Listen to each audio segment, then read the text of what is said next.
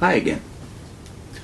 In John Wesley Bready, This Freedom Whence, the chapter The Shaping of a Crusade, discusses the early work and impact of John Wesley on the earliest decades of Methodism. This section is entitled Necessity Creates Initiative.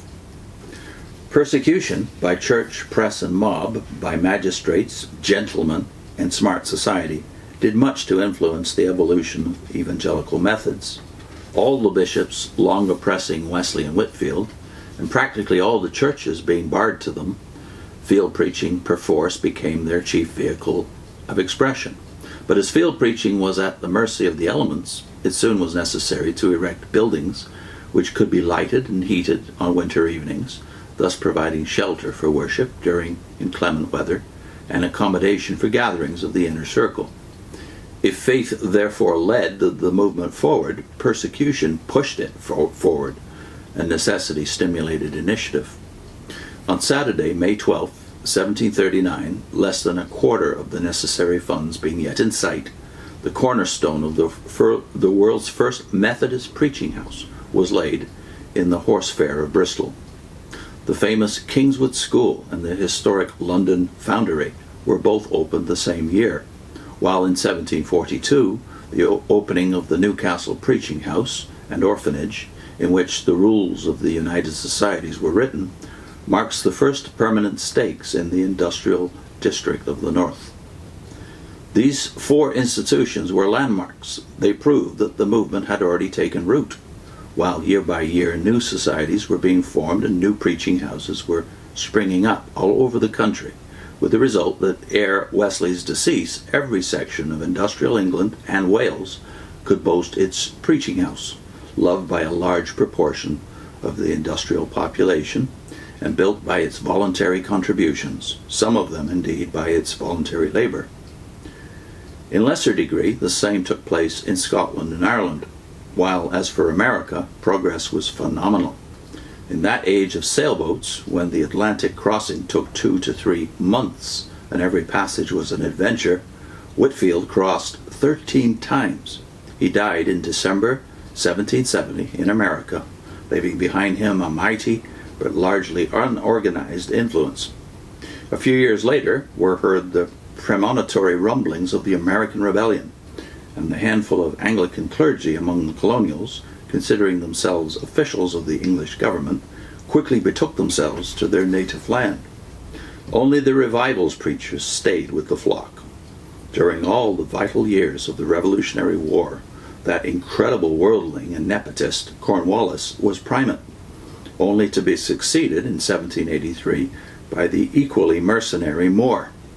No bishop had yet been appointed to America, and all the bishops at home refused to consecrate or recognize the revival's preachers.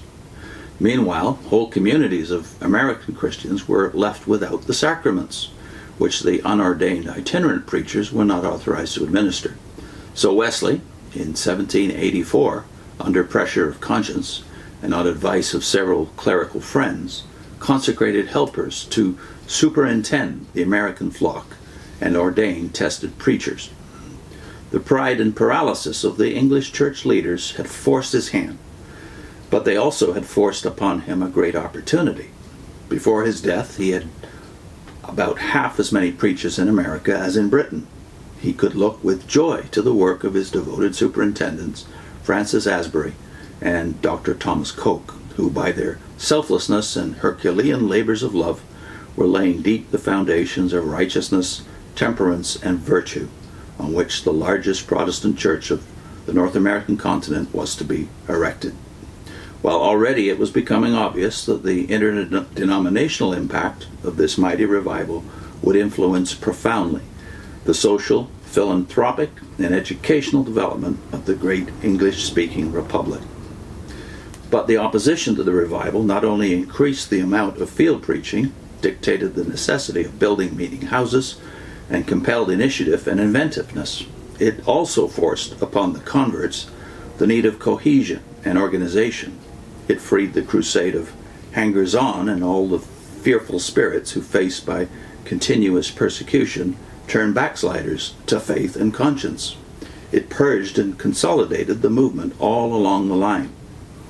The study of the origin and evolution of the complex organization of Wesley's societies is a big subject, but it will be found upon investigation that the whole marvelous system, with its local and itinerant preachers, its band and class meetings, its circuits and conferences, its Sunday schools and quarterly tickets, its poor relief and loan societies, its medical help and strangers societies, its voluntary service and systematic finance, its personal supervision and social fellowship, its religious pamphlets and society magazine, its local intensity and its world missionary zeal, its educational stimulus and its sacred song, its salvation by faith and its insistence on works, its initial autocratic leadership and its ultimate democratic influence, its demand for individual religious experience, and its emphasis on corporate service, the whole variegated system was affected profoundly by the persecution in which the movement sprang up. Directness and intensity of purpose, coupled with efficiency of organization, were essential to its very life. Without them, it could never have weathered the fury which raged against it. With them, it developed a corporate genius far beyond the capacity of its individual members. Persecution, therefore, proved a blessing in disguise. In things essential, the movement achieved unity. In things doubtful, it granted liberty. In all things, it mediated charity. Next time, indispensable aids.